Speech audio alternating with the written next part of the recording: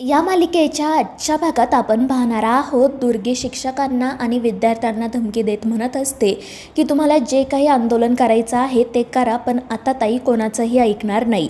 ही शाळा तिच्या मालकीची आहे आणि आता ती या शाळेवरून बुलडोजर फिरवणारच.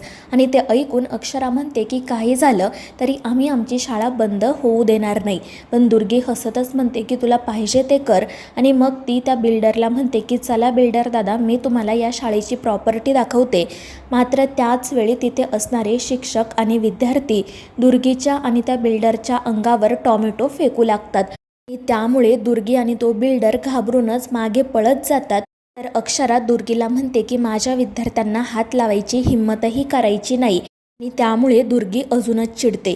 तर तो बिल्डरही दुर्गीला म्हणत असतो की मॅडम चला आता इथून, आपल्याला इथे जास्त वेळ नाही थांबता येणार. या लोकांमुळे माझं कंबरडं मोडता मोडता वाचलं. मला ही जागा नाही तर माझा जीव जास्त महत्त्वाचा आहे. पण तरीही दुर्गी ऐकत नसते. ती म्हणत असते की तुम्ही घाबरू नका, आज मी तुम्हाला ही प्रॉपर्टी दाखवणारच, कोणालाही घाबरायची गरज नाही आहे. आणि ते ऐकून अक्षरा आणि सगळे विद्यार्थी शिक्षक हातामध्ये हात घेऊन साखळी तयार करून दुर्गीच्या आणि त्या बिल्डरच्या अंगावरच धावून जातात. आणि त्यामुळे ते लोक खूप घाबरतात आणि तेथून पळून निघून जातात. आणि मग जेव्हा दुर्गी आणि बिल्डर तेथून निघून जातात तेव्हा सगळे विद्यार्थी शिक्षक आनंदाने नाचू लागतात. अक्षराच्याही जीवात जीव येतो. दुसरीकडे चारुहास सर काळजीत असतात.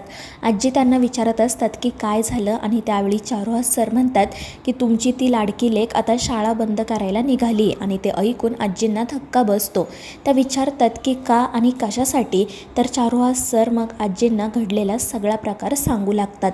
ते म्हणत असतात की आता काय आपण शाळेमध्ये नफा तोटा पाहणार आहोत का? सूर्यवंशी कधीतरी शाळेत फायदा तोटा बघतात का?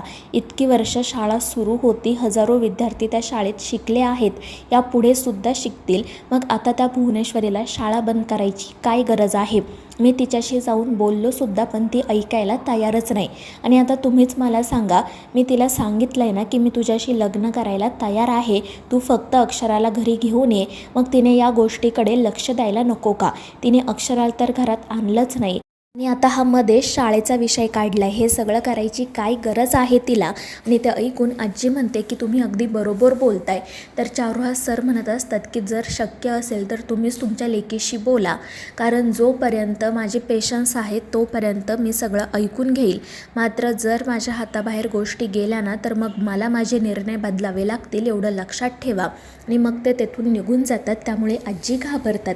दुसरीकडे फुलपगारे सर अक्षराचे आभार मानत असतात. तर अक्षरा म्हणत असते की सर, यामध्ये मी खरंच काही केलं नाही, उलट सगळ्या विद्यार्थ्यांनी शिक्षकांनी एकी दाखवली आणि म्हणून आपण त्या बिल्डरला पळवून लावू शकलो. तर फुलपगारे सर म्हणतात की अगदी खरं आहे अक्षरा, पण तू त्या दुर्गेश्वरी मॅडमसमोर ठामपणे उभी राहिलीस, त्यांच्याशी बोललीस आणि त्याचमुळे आज आपली शाळा वाचली. आणि ते ऐकून अक्षरा म्हणते पण सर, हे क्रेडिट तुम्हाला जातं, कारण ही कल्पना तर तुमचीच होती ना. त्यावेळी फुलपगारे सर म्हणतात की नाही अक्षरा, हा सगळा चमत्कार ना अधिपतींमुळे झाला आहे. आणि मग ते अक्षराला सांगू लागतात की सकाळीच अधिपती शाळेत आले होते, मी त्यांना रिक्वेस्ट केली आणि त्यावेळी ते मला म्हणाले की सर काळजी करू नका, काही झालं तरी मी ही शाळा बंद होऊ देणार नाही. आणि मग त्यांनीच मला ही कल्पना दिली आणि त्यांनी सांगितल्याप्रमाणेच आपण आत्ता सगळं काही केलं आणि त्या बिल्डरला पळवून लावलं. खरंच अधिपती खूप ग्रेट माणूस आहे. आणि अधिपतींचं हे कौतुक ऐकून अक्षराचा आनंद तर अगदी गगनात मावेनासा होतो. दुसरीकडे अधिपती ओंकारच्या फोनची वाट पाहत असतो, पण मग शेवटी तोच ओंकारला कॉल करतो आणि तिकडे काय घडलंय हे विचारतो.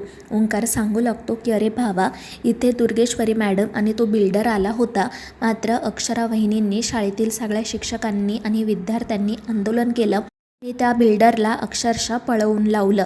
आणि ते ऐकून अधिपती खुश होत म्हणतो म्हणजे आता काळजी करायची काही गरज नाही आहे ना. आणि त्यावेळी ओंकार म्हणतो की अजिबात नाही, जेव्हा ते लोक निघून गेले ना तेव्हा विद्यार्थ्यांनी तर अक्षरशः नाचून आनंद साजरा केला आणि अक्षरा वहिनीसुद्धा खूप आनंदात होत्या.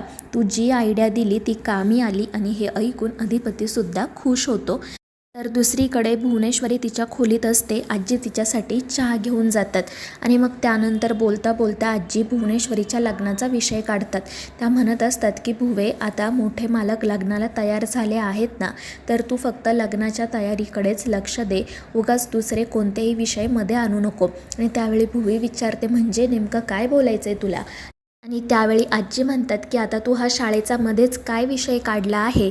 आणि ते ऐकून भुवनेश्वरी विचारते की हे सगळं तुला कसं कळलं? तर आजी म्हणतात की ते महत्त्वाचं नाही आहे, पण मला सांग, शाळा बंद करायची काय गरज आहे?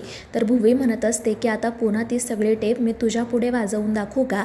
अगं त्या शाळेतून काही फायदा होत नाही, आत्तापर्यंत खूप नुकसान झाले आणि आता काही आम्हाला ते नुकसान परवडणार नाही आहे, त्यामुळे आम्ही ही शाळा बंद करायचा निर्णय घेतला आहे. आणि ते ऐकून आजी म्हणतात की नको त्या गोष्टींकडे तू का लक्ष देतेस तेच मला कळत नाही. अगं आता तू लग्नाच्या तयारींकडे लक्ष दे, तुझं लग्न थाटामाटात व्हायला हवं आहे ना. मोठे मालक लग्नासाठी झालेत तयार, तर तुला ते का नकोय? आणि ते ऐकून भुवी म्हणते की असं कसं, हे दोन वेगळे विषय आहे. लग्न तर आम्हाला करायचं आहे आणि ते सुद्धा अगदी थाटामाटात, पण शाळा तर आम्ही बंद करणारच. आणि ते ऐकून आजी तिला समजवण्याचा खूप प्रयत्न करतात. त्या म्हणत असतात की अगं तू आधी सुनबाईला घरी घेऊन ये, लग्न कर, उगाच नको त्या विषयांकडे लक्ष नको देऊ. पण ती बाई ऐकायला काही तयार नसते आणि तितक्यात दुर्गी त्या ठिकाणी येते. ती फक्त ताई ताई असं ओरडत असते. त्यामुळे भुवनेश्वरी चिडून विचारते की दुर्गे काय झालंय? तर दुर्गी म्हणत असते की ताई, मी ज्या कामासाठी गेले होते ना, ते काम तर काही झालंच नाही, भलतंच काहीतरी घडून बसलं. आणि त्यावेळी भुवनेश्वरी विचारते म्हणजे काय झालं?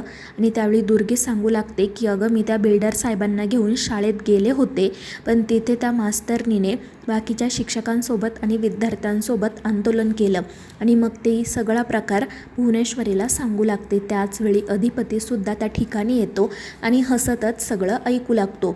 दुर्गी मनाला येईल ते बोलत असते. अक्षराबद्दल भुवनेश्वरीला अधिपतीला वाटेल ते सांगत असते. म्हणत असते की मी त्या मास्तरनीला समजवण्याचा खूप प्रयत्न केला, पण ती काही ऐकायला तयारच नव्हती. मला तर ती काय काय बोलली, म्हणाली की मी भुवनेश्वरी मॅडमलाही बघून घेईल, त्यांना ही शाळा बंद करू देणारच नाही. आणि ते ऐकून भुवनेश्वरीसुद्धा चिडते. ती म्हणत असते की बघा अधिपती, या मास्तरीणबाईंना ना फक्त आमच्या विरोधात जाण्याची संधीच हवी असते. अधिपती मात्र शांतपणे सगळं बघत असतो, ऐकून घेत असतो. दुसरीकडे फुलपगारे सर अक्षराला म्हणत असतात की खरंच अधिपतींमुळे आज आपली शाळा आहे. त्यांनी फक्त आपल्याला शब्द नाही दिला, तर शब्द पाळलासुद्धा. आणि ते ऐकून अक्षरासुद्धा खूपच खुश होते. तर फुलपगारे सर म्हणत असतात की अक्षरा, कौतुक तर तुझंही करायला हवं, कारण तुझ्याचमुळे अधिपतींना शिक्षणाची गोडी लागली आणि आता तू त्यांचं शिक्षण कधीच थांबवू नको. आणि ते ऐकून अक्षरा म्हणते की नाही सर, आता अधिपतींचं शिक्षण कधीच थांबणार नाही, मला त्यांना ग्रॅज्युएट होताना बघायचं आहे. आणि मग त्यानंतर ते आपापल्या वर्गावर जातात. त्यानंतर मग ओंकार अक्षराला भेटण्यासाठी येतो. ओंकार तिला विचारत असतो की वहिनी तुम्ही ठीक आहात ना? तर अक्षरा हसून सांगते, हो भाऊजी, खरं तर मी खूप खुश आहे, कारण अधिपतींनी आज जे काही केलं ना, त्यामुळे शाळा वाचली. आणि मग ती भरभरून अधिपतीचं कौतुक करू लागते. दुसरीकडे दुर्गी बडबड करतच असते. अक्षराविषयी, फुलपगारे सरांविषयी वाटेल ते बोलत असते आणि भुवनेश्वरीला सांगतही असते की तू ना त्या दोघांना जेलमध्येच पाठव, त्याशिवाय त्यांना काही अक्कल येणार नाही. आणि ते ऐकून अधिपती खूपच चिडतो. तर मित्रांनो, या मालिकेच्या पुढील भागांच्या अपडेटसाठी आपल्या चॅनेलला सबस्क्राईब करा.